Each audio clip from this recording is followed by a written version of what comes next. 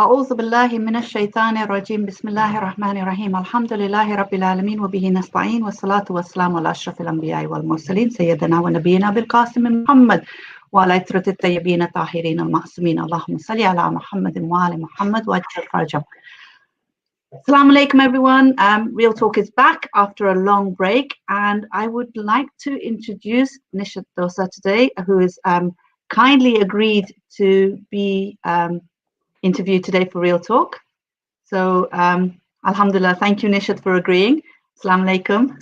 Alaikum salam. Do you want to tell us a little bit about yourself, please? Yeah, I was born and bred in London, and brought up by my parents. I have one older brother, older sister. I am the baby of the family, so I've always been quite spoilt and cotton-wooled my whole life. I got married in 2002. I now have 2 children, and I am a primary teacher. Brilliant. Your kids, you've got boys or girls, or? I've got one 15-year-old girl, Asia, and Muhammad Kamal is 11. So he's just started high school, and Asia's doing GCSEs. Like sort of teenage years, the fun years. Yeah, the fun years. But alhamdulillah, I've been lucky. I've been lucky. No moods yet. Alhamdulillah.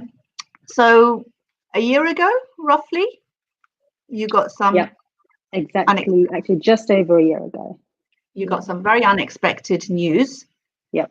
Do you want to tell us a little bit about that and what led to that news and how it all came about? Yeah. So I was diagnosed with stage 4 colon cancer in October last year. All my life I have had tummy issues. I've had digestive issues, and the GPs just said it was IBS, and it's very common. And they kept saying it's very common. And I've had anemia since I can remember, actually. Okay. Actually, since my daughter was born, so 15 years, I've been anemic, iron tablets on and off. And I went to the GP quite a few times in all those years. Did it get worse? What sort of led you to go to the GP at the time? Was it getting worse, or were there other symptoms? I think it was more noticeable because obviously when you have kids, then you need to do more. So then I realized I was getting really tired, and I wasn't able to do these things that I should be able to do. I could see everybody else doing it. Why am I getting so tired? Pick the kids up from school, exhausted. So I went to the GP, and they said, "Welcome to motherhood." So 2 different GPs said, "Welcome to motherhood." I said, "Okay, fine." And you've not done it before, so you don't know. So I did think, okay, fine. So they prescribed me iron tablets, and they said, "Take them, and then when you feel better, stop taking them, and then take them again when you need it." So obviously, having not that much time to think for yourself, look after yourself, as you know, with motherhood, I just let it go. And with IBS, there's just very different things going on. You spend a lot of time in the toilet, and it just took over. It did take over my life in a way, but I just let it go. I just brushed it under the carpet. Went to the GP maybe 4 or 5 times in all those years, in about 15 years. I probably, in hindsight, should have gone and kicked up a bit of a fuss, but you don't know, right? Because it's my first time. I don't even just living. You don't know. Maybe that's how digestive systems work. But in hindsight, I wish I had gone earlier, because with cancer, I have learned now. I didn't know before because alhamdulillah, I didn't really know anybody with that close. But you find it out earlier. It's treatable, and there's so much out there now. Medical research, everything's just advanced so much. So stage 1, stage 2, if it's caught at that stage, inshallah, it's a lot easier to cure. So with me, they did say that we can't promise curing because it's stage 4.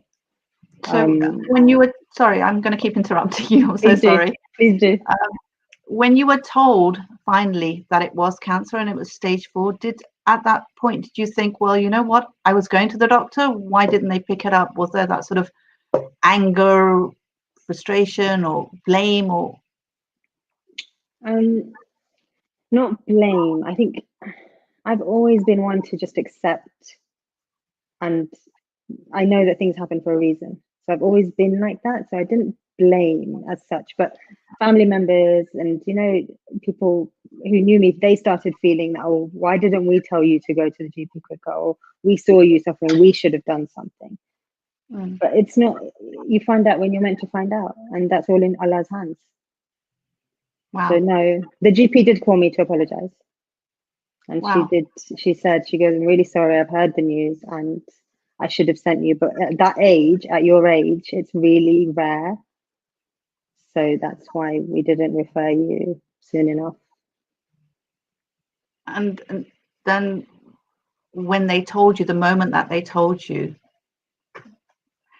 who were you with? Okay, so how did you react? I went for a colonoscopy, not expecting anything. I thought it might be, I thought it was IBS. I thought they might say, okay, there's ulcers or something. So I went for a colonoscopy. They said it wouldn't be very painful, which it normally isn't, but they couldn't get through. So they got through the colon halfway and it got stuck and it was so painful. And this was with a bit of sedation. And then they put me in the room and then she came, the doctor came in and she said, well, we've seen this. And she showed me the picture of the colon. And she showed me it. It looked nasty. I mean, I have no medical knowledge, but it looked nasty. And she just came out with it. I was half awake, half asleep, and my husband was with me. And she just came out with it. And she goes, in my experience, this looks like cancer. Oh my gosh. But I'm going to send you downstairs right now. This is at Norfolk Park, to have a CT scan. So as you can imagine, I was just completely gobsmacked. Wow. Yeah, I can imagine. Obviously my husband was as well. Yeah. So my reaction was, but there is a bit of a chance that it could be benign. Like it could just be nothing. There is a bit of a chance, right? You're such an optimist. Alhamdulillah. I mean, I don't know. I mean, it's that hope, right? You want there to be some hope. You look for that little light. And she looked at me, and when she looked at me, I kind of knew from her look, but I still didn't. And when she left, she goes, okay, I'm going to send you for an emergency CT scan downstairs right now. So have a bit of tea and biscuit and then we can go down. And she left and I looked at my husband and I said the same thing to him. I was like, yeah, but there's still a chance, right? That it could just be nothing. I mean, yeah. What was your husband's reaction? I think he was being more realistic. He's a pharmacist. And he's got a medical background, so he kind of knew as well. But he did say he said, yeah, like they can, yeah, there's always hope. There's always hope. So we'll just see. I mean, we'd planned to go out for lunch after this. It wasn't meant to be a thing. It was just, you know, we'll just have the colonoscopy and it'll be done. And then we move on. Okay, so then you were told. Then I went to get the CT scan done. That confirmed it. I think the next day, I think we got the results. And they called us back in to give the results, which, yeah, it was a shock because I was still hoping that, no, they're just going to turn around and say it's okay. My husband was preparing me that, okay, it could be whatever it is, we will face it and we will get over it. You just got to keep an open mind. I was being a little bit stubborn and just saying, no, it's going to be fine. It's going to be fine. So I think that's why it did shock me. So when I found the news out, I was shocked. Were you told straight away that it was stage 4, or when did you hear that it was stage 4? Straight away. Okay. Straight away, because they needed to act straight away. And I mean, I had a lump in my colon. It was a tumor. I could feel it. So the reason I went to the doctor was because I could actually feel it. And I just thought it was gas. So the reason I'm saying this is because I want people to speak up if you're feeling this discomfort. If there's issues, you know, if you're getting diarrhea and constipation, it's not always just IBS. It is. But doctors very easily say it's IBS, and they very easily say Asian people get anemic, get over it. But there's always a reason. So this tumor, I thought it was just gas, and then I told my husband, just, you know, feel this. And he realized there was something wrong. So we went immediately to get it checked. And that's why we were sent for the colonoscopy and all of that. So they said that there was a tumor, 10 centimeters in diameter, which is what I could feel. And I think this was a Tuesday or Wednesday of the week. And they called me on Friday and said they want to operate on me, emergency operation on Monday.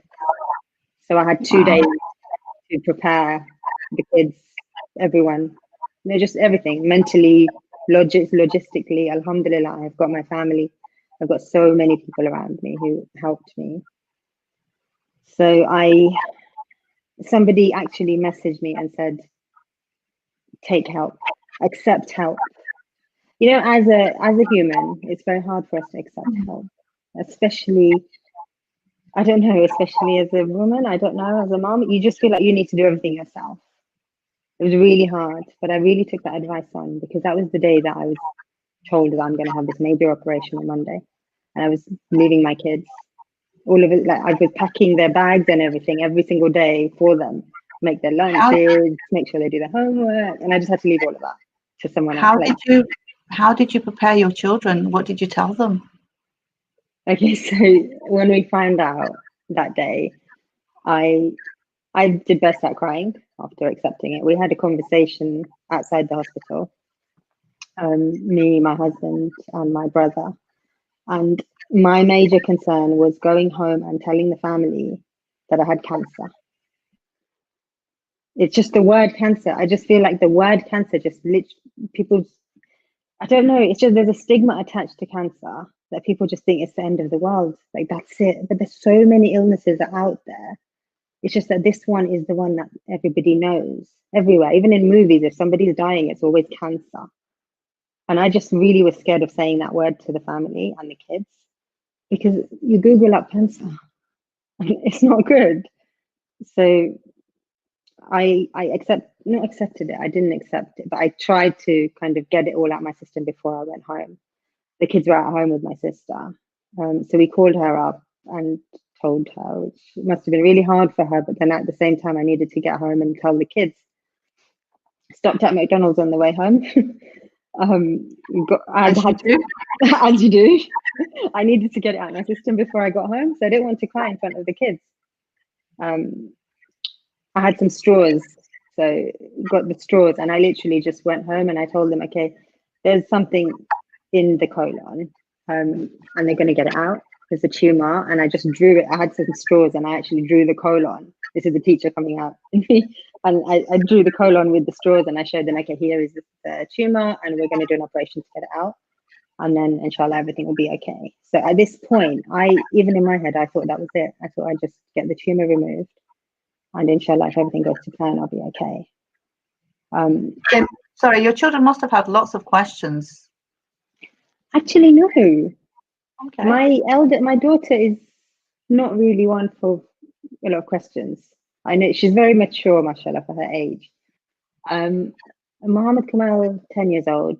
Yeah, he asked some questions afterwards, but they didn't really get it. I don't even think I said the word cancer. I didn't say that. I just said there's a lump and they're going to get it out, because I only had 2 days.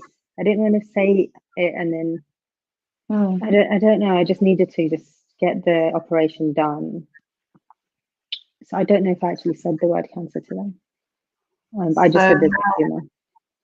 So now you're sort of in 2 days preparing everything for your kids, leaving the house, getting yourself mentally prepared, physically prepared for this huge operation.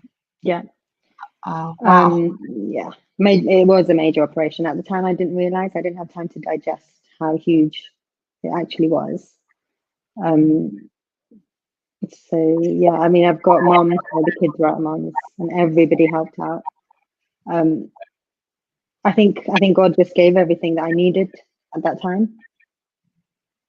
And maybe if you'd had longer to think about it, it would have maybe been worse. Yeah. Maybe in a way that was better for you. I think so. Yeah, I think so. So then you went for this operation. Yeah. So went for the operation. It was meant to be. He said it could be quite long, up to 10 hours. But alhamdulillah, I think it was done in about 5 hours, something like that.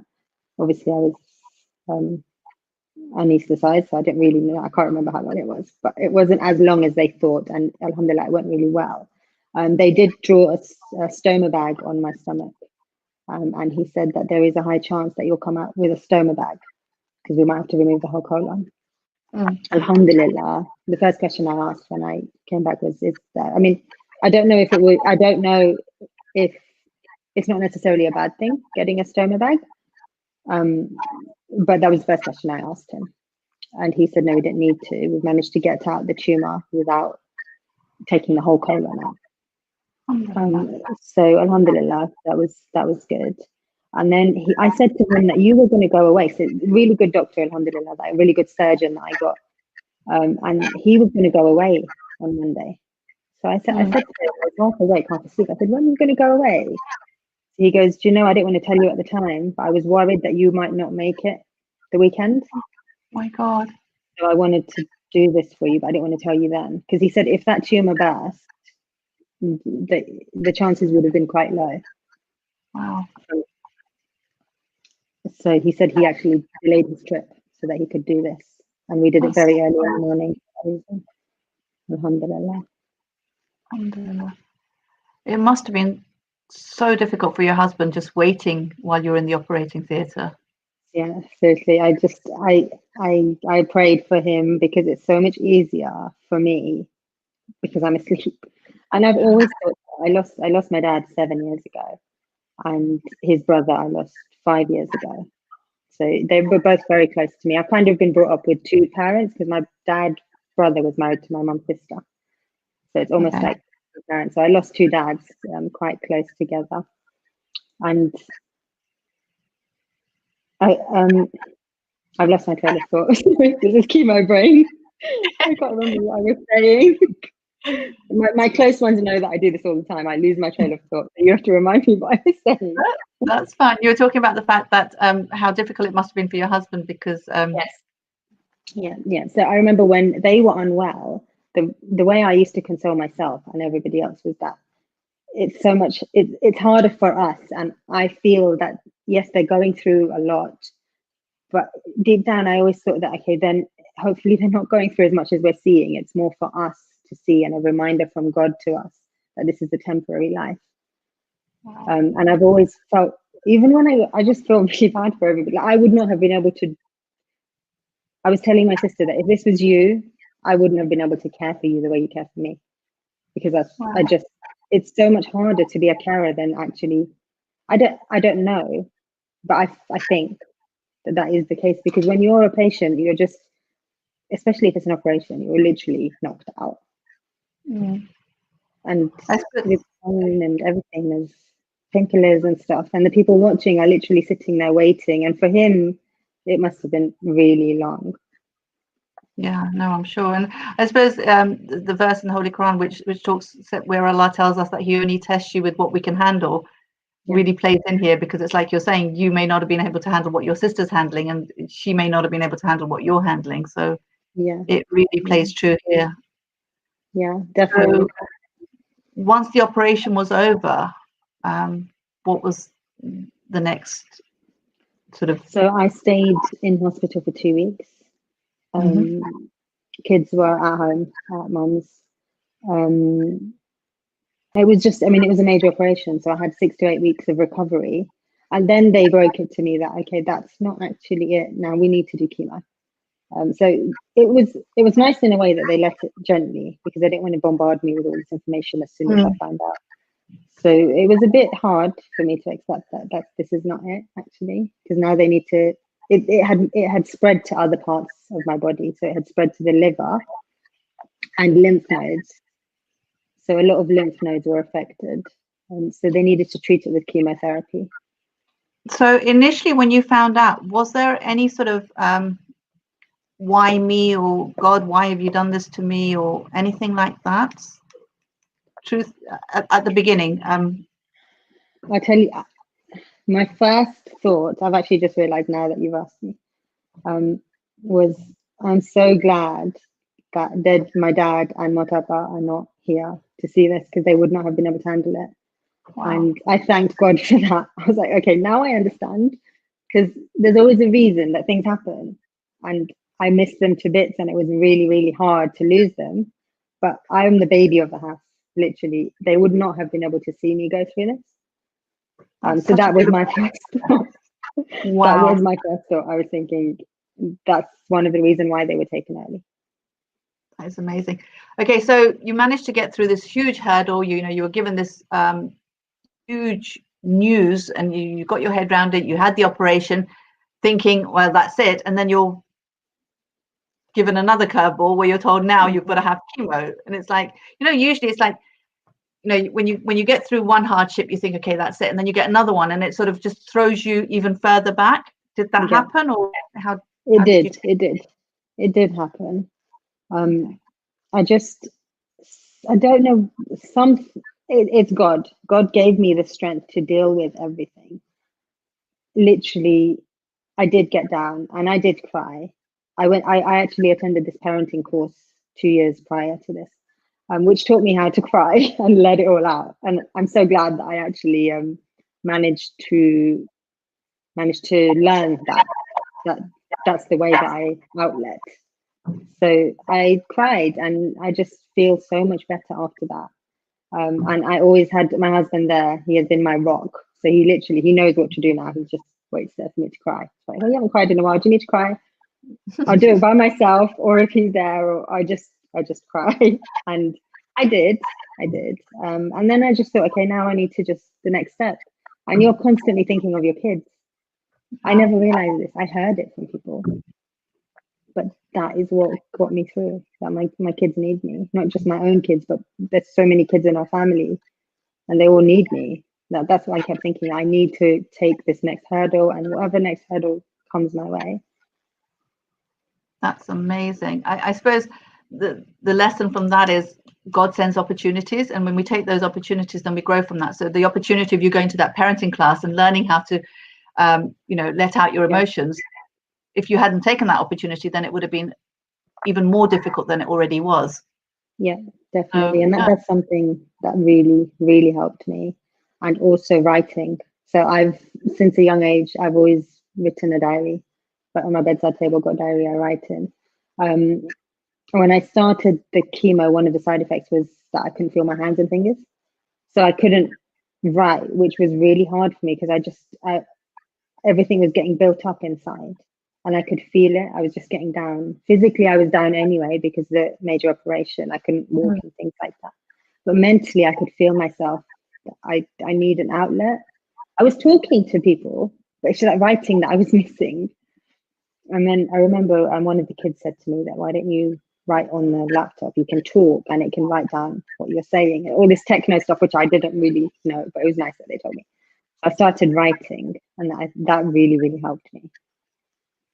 And that this is the blog that you write, which is accessible to everyone. Yeah. I have sent it to initially when I started writing. Actually, it was because I had so many overwhelming messages and calls of people just really showing a lot of love and care, and I just thought, they wanted to do something to help me. They wanted to know what I was going through, and I felt so touched that everybody wanted to know and be a part of my journey with me. And I thought, I started writing and sending it on our family groups, just also because I was very tired. I couldn't tell everybody the same story. So I just started writing and sending it on our family WhatsApp group. But it's not just for the family, it's for everyone, right? Because I know I have access to it, I've read it. It's amazing. Yeah, it's not anymore. And I mean, that's what God wanted. And if I can help anybody, even if it's one person, I just thought, okay, it's fine. Again, that was encouraged by all the kids in the family. I think that's really, really amazing. And again, I think if you don't mind, I'd like to draw a few lessons here from that, because one is that, like you said, it was encouraged by the children. And I think they have a very different way of looking at it. I think we as older generation tend to have a very cultural way of looking at things. So this concept of, not sharing what you're going through, not telling other people what's happening in our lives, is very sort of a cultural way of looking at things. And I think though the kids don't have that, which alhamdulillah, they pushed you to do this, because I know I've learned a lot from reading your blogs, and it's amazing. I mean, although I've not been through anything like, any cancer or anyone, like that, but just how you look at things and how positive you are, and the colors that you sort of talk about at the end, and I'll ask you to explain that in a little bit. But there's just so much learning from your blog that I personally have taken on board, and I think it's absolutely amazing. And I know since I started reading your blog, I will remember you in my dua. It's like, at the end when I ask for shifa for those who are ill, your name will pop up. So I'm not saying my duas are powerful, but I'm sure there is someone out there whose dua is really, really powerful. And because you put yourself out there and your story out there, you may get someone praying for you who you would never have thought of asking for duas from.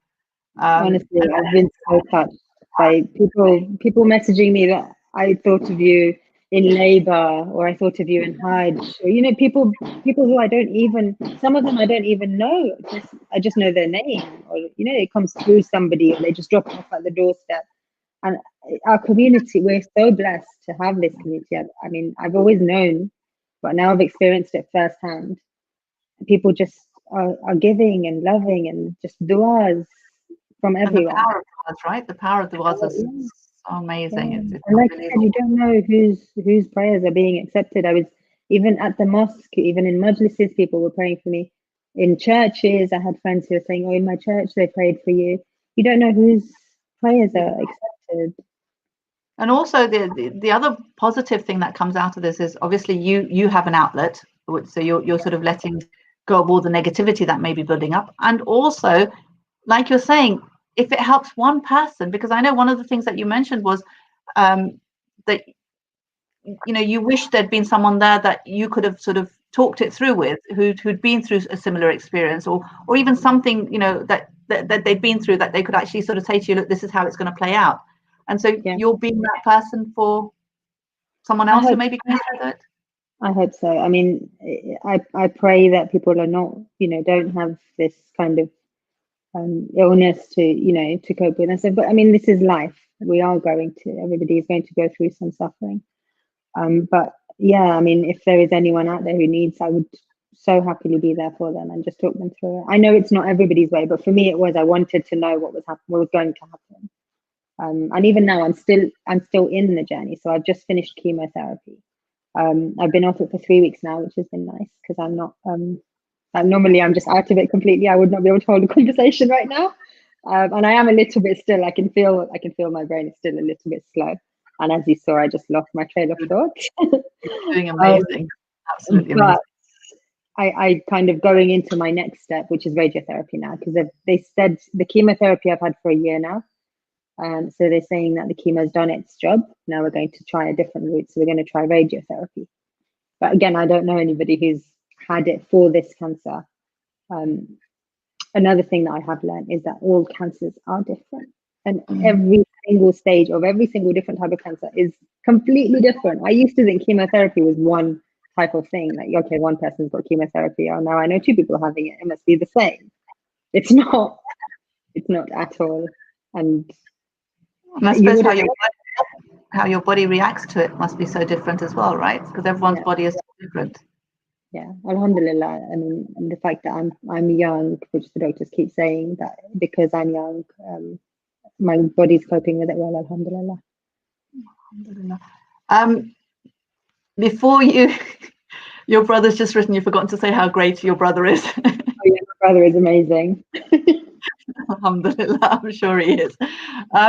Before we go into the actual chemo and the treatment and everything, if you could just mention the colors in your blog that you write about. I think that's so beautiful.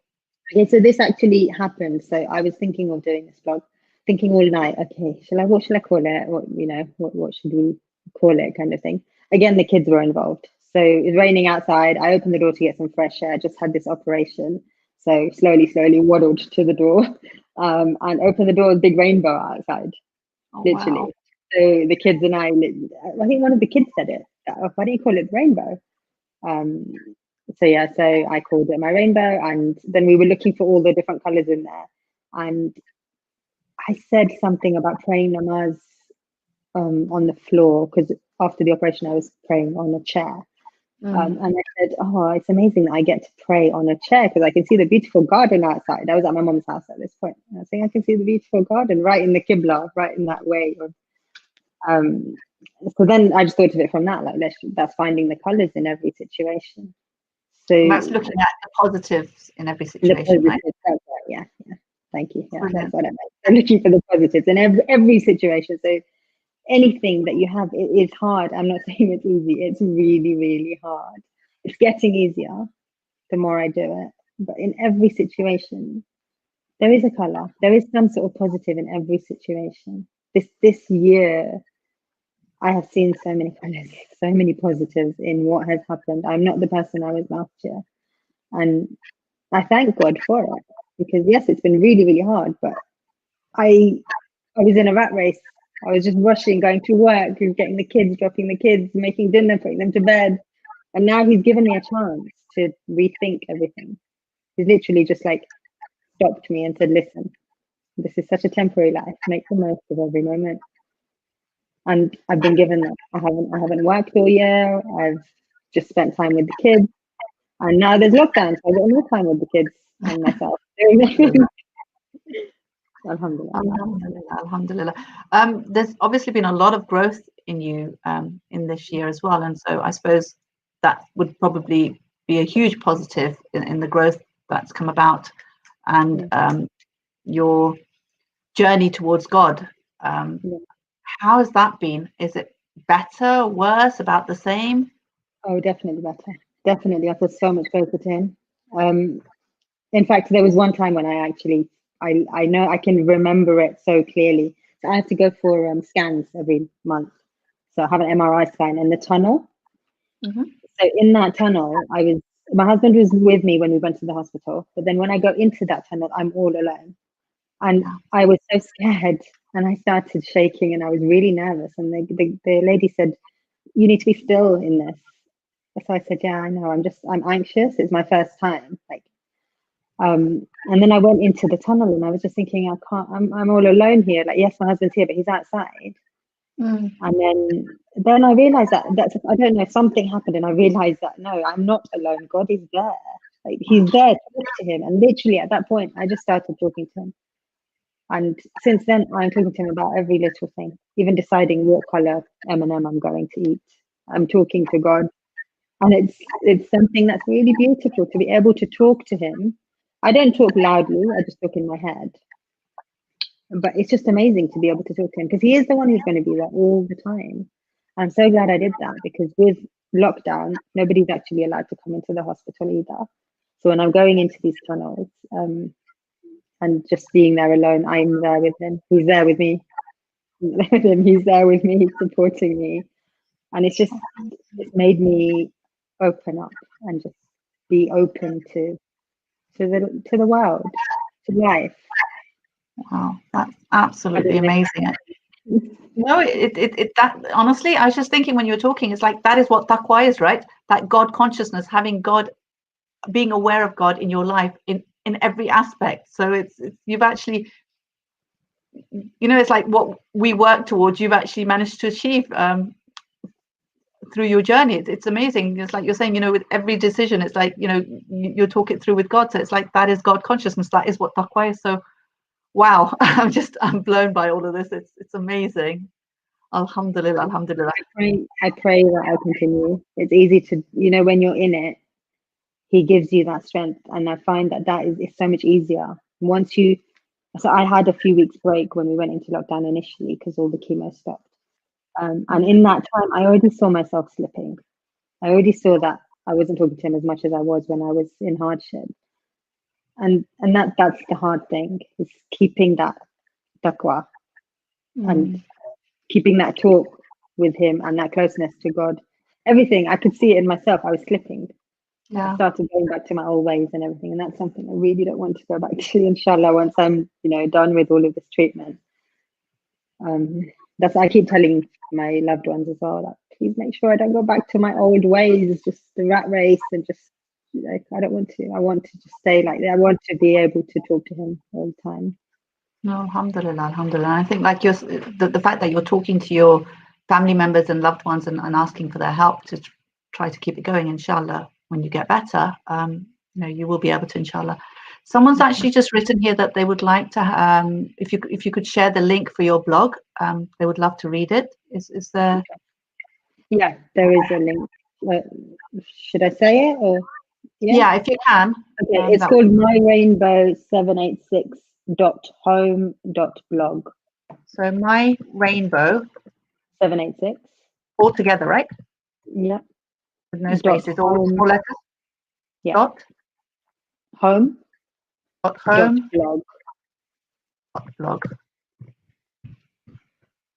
Are you able to? Yeah, that's it. Yeah, brilliant. Yeah. Okay, so I'll put it on the chat. So hopefully someone, if anyone wants to look at it, they can get it. So with that, it's literally just me writing as if I'm writing my own diary. So forgive me. I mean, if there's going to be errors, I don't even read through it after. It's like I'm writing my own diary on my bedside table. I don't read through it, and I just I don't write in it as much anymore. It's when I don't write, it's probably a good time for me because I'm enjoying life. Doing stuff. I think honestly, I'm glad you don't read over it, because I feel like it's from the heart and it's very authentic, and you know, you can feel that sincerity and that sort of authenticity that comes out when you're reading it. It's beautiful. I like I said, I have learned a lot from your blog, so thank you personally. No, thank you for that. Yeah, so we were talking about the chemo.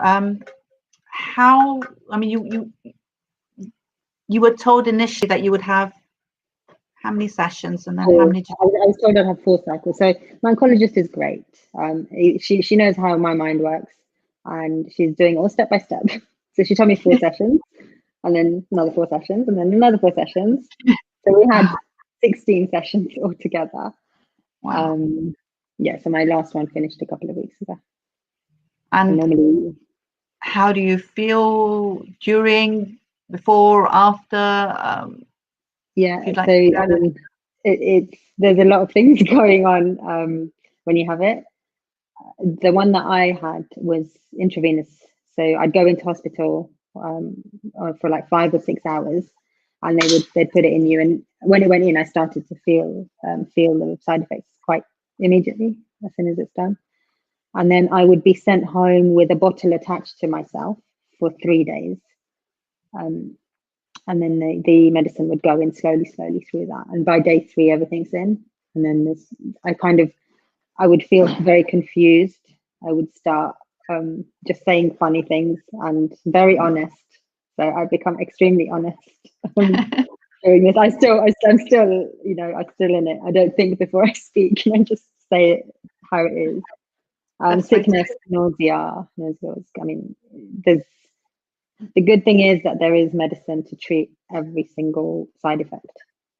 So I was wearing gloves, and because my fingers basically chemo kills any cells that are fast growing. So it started killing my nerve endings. Hair, this one doesn't do the hair. So initially, my idea of chemo, and I think a lot of people's idea of chemo, is you lose your hair, you become really skinny, your eyes go in, and you get dark eyes, and you can't eat. So no, none of that. I mean, I could eat, and I was given steroids, so I was eating more than I normally do. I've actually put on, those people who know me probably tell from my face, I have actually put on. It's okay. It's okay. It's hard. It's really hard. But there's stuff to counteract everything. So my fingers, I wouldn't be able to hold something. It would be like a frostbite, you know, like when you touch something, and even my feet as well. So, I mean, once again, if I didn't have family and loved ones nearby to help me, I wouldn't be able to have got through all of this, because I wouldn't have been able to even hold a spoon or a knife, or I couldn't do any of that. Wow. So yeah, there's lots of side effects. Yeah. And I think what you've made quite clear is it's different for different chemos and for different people as well. So I think that's quite an eye opener, because like you're saying, most people when they hear of chemo, they think hair loss, weight loss, you know. No, I mean, I don't know if it's changed over the years. Maybe it must have. Maybe it was like that before, but now, I mean, if you keep the dialogue open between yourself and the oncologist, you can prevent everything. Was there at any point, and feel free not to answer this question if you're not comfortable answering, was there at any point that you felt, I've had enough. I just want to stop, and I just want it all to end. Yeah, I get those times. I do get that. How do you I do deal get with that? It's normally in the middle of the night, and I normally tell my husband. And it's normally in the first week of chemo, and he reminds me every time that, okay, this happened last time, and it's happened all the times before, and you will be fine next week. So, and I know by day 5, day 6 after chemo, I can already feel the side effects going. Right now it's week 3, and you can see like I'm fine. Alhamdulillah. But it's just when you're in it and you've got all these different things going on. For me, it was the nausea, which was quite hard to deal with. But anti-sickness tablets, amazing. Alhamdulillah. I think I think realizing that as Muslims we really don't have a choice to stop treatment. We have to continue it, because you have to do whatever you can to prolong your life, even if it's by a day or so. You have to take that treatment, and I think that's really difficult, because some people may think, you know what, I don't want this treatment, I just want it to just end. But like you're saying, it's like there is so much growth in going through that hardship, not only for you, but I'm sure for your family as well. Yeah, there must be so much that they've learned and grown from, your the kids around you, your mum and your brothers and sisters, and brother and sister, and your husband, obviously. It's amazing. Yeah. I mean, to be honest, I've just been thinking about myself this year. So, I mean, I'm sure there is. I'm sure there is, but I that's one thing which I would just prioritize myself this year completely. Everything. I mean, I've been looking after myself. Alhamdulillah, alhamdulillah. Now you've got radiotherapy going ahead. Mm-hmm. How are you feeling about that? I'm anxious. It's the fear of the unknown. Alhamdulillah, the hospital is right behind the house. I've got to go in every day. So with radiotherapy, it's a bit different. You go in every day. With chemo, it was going once every 2 weeks. Okay. With radiotherapy, you go in every day. I'm yet to find out what exactly it entails, but side effects are similar because it's on the stomach area. Yeah. Like I said, it had spread, so we dealt with the colon. I had another operation after that as well. I had a liver operation. That liver operation was not as big as the initial one. So we've got rid of all of that. Radiotherapy is to get rid of the lymph nodes now. There's some affected lymph nodes. And inshallah, only God knows what happens after that. But we're always hopeful, and inshallah, it will be going the right way. Inshallah, inshallah. We've got, on this channel, we've got 169 people viewing. I don't know how many there are on the actual YouTube channel and so forth, but I'm sure all of us, every single one of everyone who's watching is praying for your recovery and your shafa, inshallah. So that's what's helped me so far, inshallah. You told me it was just me and you on this. I thought it was just me and you. Sorry, I should have waited to the end to mention that. I'm so sorry. I'm so sorry. I forgot. You're doing so well. I totally forgot. You're such a natural. Alhamdulillah. Alhamdulillah. It's amazing. You've got so many people. Just going into the chat. If you can see it, you've got so many people talking about what an amazing person you are, how positive you are, how incredible you are, and how you look at you're inspirational with an incredible outlook on life and a beautiful attitude. You've got lots and lots of love hearts coming through. So many. It's the fact that it's not me. It's God and my support network. No, alhamdulillah, it's amazing. It's like, sorry, God. No, it's fine. Everyone's saying how they're praying for you, and they're so glad that to hear about your journey, and lots of love and du'as. It's amazing. And someone's written, we've all learned something from your journey. One of the biggest things that this person's learned is to say alhamdulillah no matter what situation I'm in. Her positivity makes me go on and get through difficulty, and it's so true. It's unbelievable. I think that idea of looking at others and seeing how they deal with things makes you realize that the strength that God gives you before he gives you a hardship, and you just have to then hold on to that strength. Yeah, that reminds me of something. I don't know how much time we've got left. We've got time, don't worry. It reminds me of something that actually happened when initially I started writing a blog, and I'm not one to come up with Quran ayats. I mean, I know the gist of it, but I saw this ayat, and it was, with every difficulty comes ease.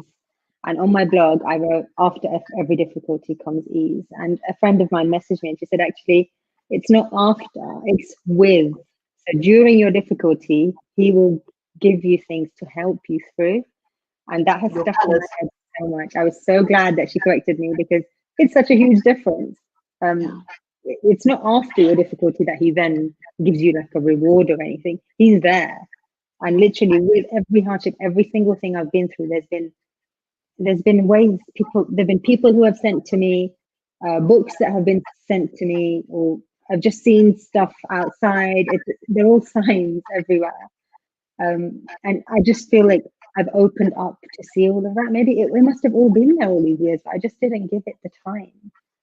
But now I'm actually giving that time and just trying to stay positive, staying away from anything that makes me feel sad. Obviously, there's things that make you feel sad, but anything that I can control, I stay away from. Anything that pulls me down, because it's made me realize that we're all worth it, and we all need to prioritize ourselves and look for his help everywhere, because he's literally babying us through everything if we let him.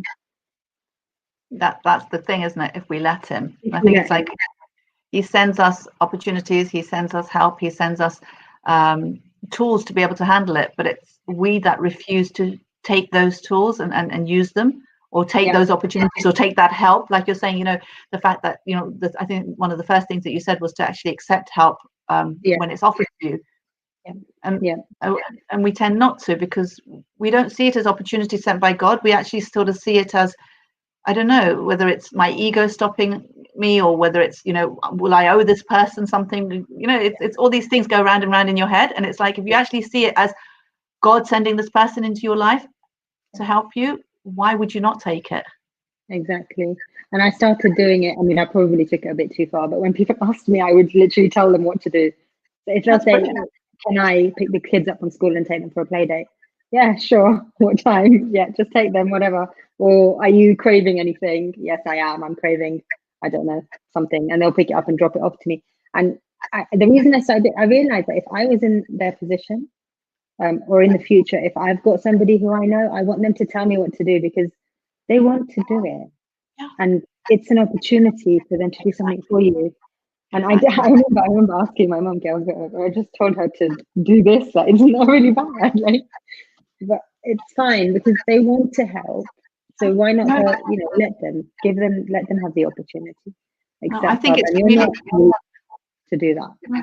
Not at all. I think it takes a lot of strength, because you're having to break your ego to actually then ask for help. And I think, like you're saying, it's an opportunity that you're giving to others to serve Allah through serving His creation. So I think it's really beautiful that, you know, you're allowing people to actually then serve Allah through serving you, and you're giving them that, you know, that opportunity, which is so beautiful, and it's such a refreshing way of looking at it. So thank you for that again. I didn't think of it like that, but I'm thinking of it like that now. It's true. You're giving, yeah. Thank you. It is, right? It's an amazing opportunity, and again, opportunities only come from Allah. So, and like, I think just as you're being open and saying what you need or what you want, not even what you need, what you want, you know, the other person would then feel comfortable enough saying, well, you know, I can't do it this week, I'll do it next week, or, you know what, I can't do it, is it okay if you tell me something else? And it's, again, having those open conversations and being truthful to each other, rather than all these I don't know, masks that we put on, and all these, you know, airs that we have, and, you know, kota nakhra sort of thing, you know. Yes. So, I think it's really, really refreshing. Alhamdulillah, it's amazing. Before we finish, you know, you are very, very inspirational. I love the way that you look at things. You also mentioned that it wasn't easy to look at the positives initially, but it's getting easier. So again, I think that's a huge learning, that, you know, it may not come naturally, but it's a, you know, once you decide to do this, then you just work at it, and it does become part and parcel of who you are. I suppose also one of the things that maybe you've realized is, which we're told constantly, is that we can control our own emotions and we can decide to be sad or happy. A lot of people will sort of say, you know, I'm constantly sad, or I'm really upset, or I'm really, you know, but it's taking control and deciding the outcome that you want from the feelings that you have and the emotions that you have, and controlling that. How can you just mention that a little bit? How have you done that? I think it is literally just looking for all the positives, and I try not to dwell on any negative things. So right now I'm talking about my operation and the diagnosis, but I haven't spoken about it for a long time because I just feel like it's done, and I'm now looking at tomorrow. Yeah. Yeah. But again, even the negatives, I suppose, are not really negatives if they allow us to bring to get closer to Allah, right? So in a roundabout way, even that is a positive, because the outcome is so amazing, again, if we take it on. So even if someone is suddenly told that they have cancer, as long as that cancer allows them to move on their journey towards Allah, then that cancer is actually a positive thing in the grand scheme of things. Yeah, it reminds me of something that somebody told my husband, his aunt told him, that now you and Nishat will get to spend a lot more time with each other, because she knows that we've had like really busy life. He's at work all the time and everything. And we did in the hospital when I had the operation. It wasn't lockdown, so he was allowed to be there with me, and we actually did. We had a lot more time with each other than we ever have. So there you go. That's the positive in that. I was in pain and everything, but I didn't think about that. I had my husband next to me for watching TV. Alhamdulillah. And your sister's just written, yeah, it's like you're your own remote. You decide which switch to flick on and flick off. Yeah, alhamdulillah. Totally. Amazing. Before we finish, if I was to ask you, what words of advice or would you like to leave the listeners with? What would you like to tell them, which would help them on their journey towards Allah? I would say, like I just said about prioritizing yourself. You deserve it. You know, meditation or whatever it takes for you to give yourself some importance. So you do that. You deserve that. You don't have to be. Sorry, you don't have to be going. You don't have to be going through something as major as cancer to prioritize yourself, right? You're allowed to prioritize yourself, normal day-to-day living. Exactly. We should. We deserve it. We are worth it. We can have this. We should be looking after ourselves. Allah's given us a body. We need to look after it. The soul, the body, everything we need to look after in order to give others. You got to fill your cup to give others. Yeah. So I suppose from that, I would actually maybe think about, okay, so actually thinking about how I'm taking care of my body, how I'm taking care of my emotions and mental health, and also how I'm taking care of my spiritual health as well. So looking at all three areas in my life and actually taking control and taking some time out to make sure that all three health, physical, mental, and spiritual, are being given time. Yeah. The other thing I would say is it's not your fault. A lot of people will. I mean, I've had people ask, what happened? Why did that happen to you? I would say that's something that you shouldn't really ask, because it's not my fault. It's nobody's fault. It's God's will. He's given it to you for a reason. He's got a plan. So it's not your fault. Just remember that it's not your fault. And open up if you can. I mean, I opened up with writing. But whatever your way is, be open, because if we suffer by ourselves, I mean, opening up, prayers is huge, that you get everybody's prayers for you, and you don't know whose prayers. Everyone's prayers collectively helps, but also for your own mental state. If you open up, I feel like it helps. It helped me. I feel like it helps if you open up somehow, whatever it is. It could just, I mean, it could be one person that you talk to. Don't suffer in silence. Actually, that reminds me of the Hujjat Cancer Support Group that there is. So if you know, they're in the community. It's a group that they've set up to help people who are diagnosed with cancer. Contact them if anything else. If you don't want to talk to anybody else, contact them. They will guide you. And it'll be all done confidentially as well, obviously. Absolutely, yeah, absolutely confidentially. And I mean, I'm also open to talk if anybody wants to talk to me. You know, absolutely. Brilliant. Sorry, just going back to what you said about not blaming yourself. I think that's really, really powerful, because a lot of the times we're told that things happen because of what we've done. So, oh, I must have done lots of, sins in my life, or I must have done something really awful for God to punish me. Again, it doesn't work like that. I think, if God, it's not God's punishment, but maybe if it is for cleansing our soul, then it's a good thing. But it may just be to bring us closer to him, because we've moved away from him. So rather than a punishment, it's actually out of his love and mercy that he's doing that for us. So I don't know, when I look at people like you, I actually think, my God, you must be so close to God that God actually has taken time out to want to bring you, to give you that special attention, to bring you closer to him, even closer to him, because you have that strength to be able to do that. And you're way ahead on your journey than someone like me, where it's like I don't know, I see it as a very much a positive thing, and I think that's beautiful that you've said, don't blame yourself. It's not, it's and it's God's job. Everyone has their own journey, so it's not that my journey is harder than your journey or anything like that.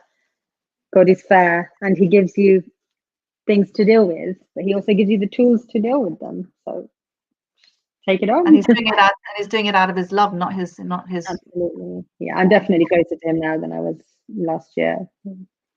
Alhamdulillah.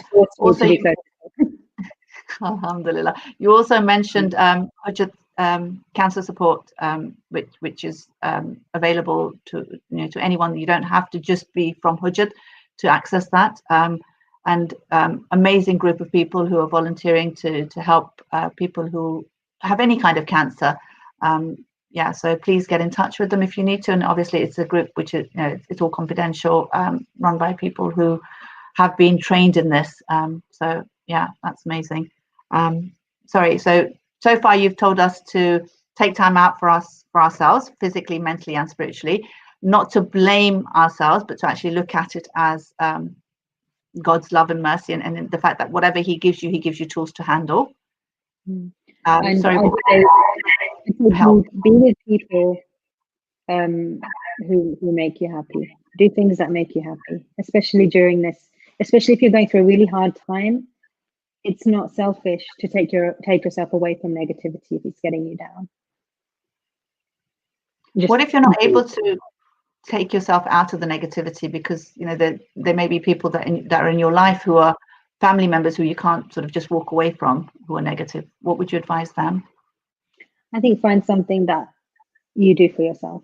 So, for example, with meditation, I discovered meditating this year.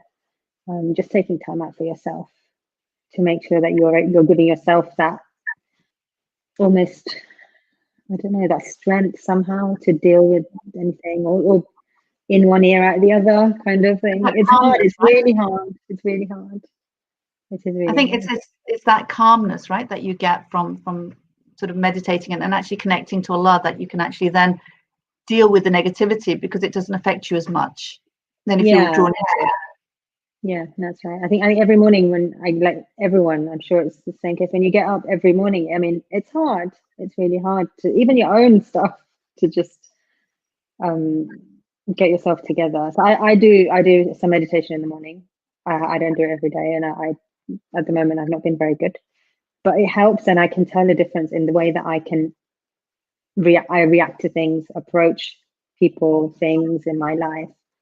If I've done that in the morning and I've filled my own cup, then I can deal with things so much better. Even with my kids, just in life, everybody, I guess, if we make time to fill our own cups, then it's just easier to handle any situation.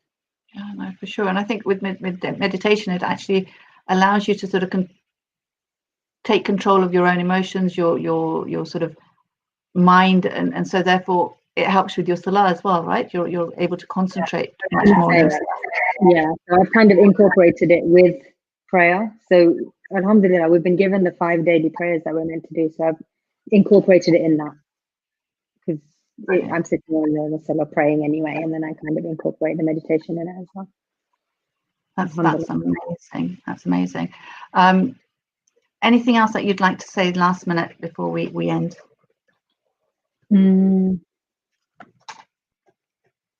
I think we're good. I think I'm No, good.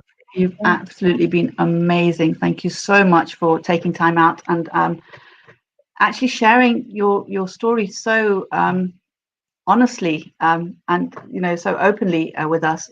Thank you so very much. I would like to actually just take a minute out here for everyone that's watching, wherever you are, and anyone who watches this in the future. If we can recite a Surah Fatiha, which is a surah which is known to cure any kind of illness that's out there, if we can just recite a Surah Fatiha for Nishat and for anyone else who's going through any sort of physical illness, mental illness, or even spiritual illness, which I'm sure we all are going through to a certain extent as well. So if we can just recite a Surah Fatiha, please.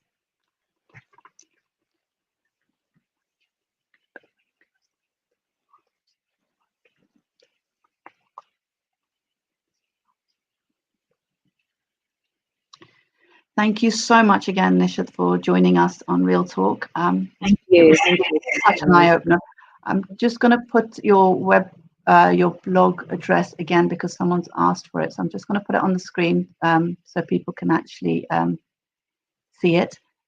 So that's Nishat's blog for anyone who wants to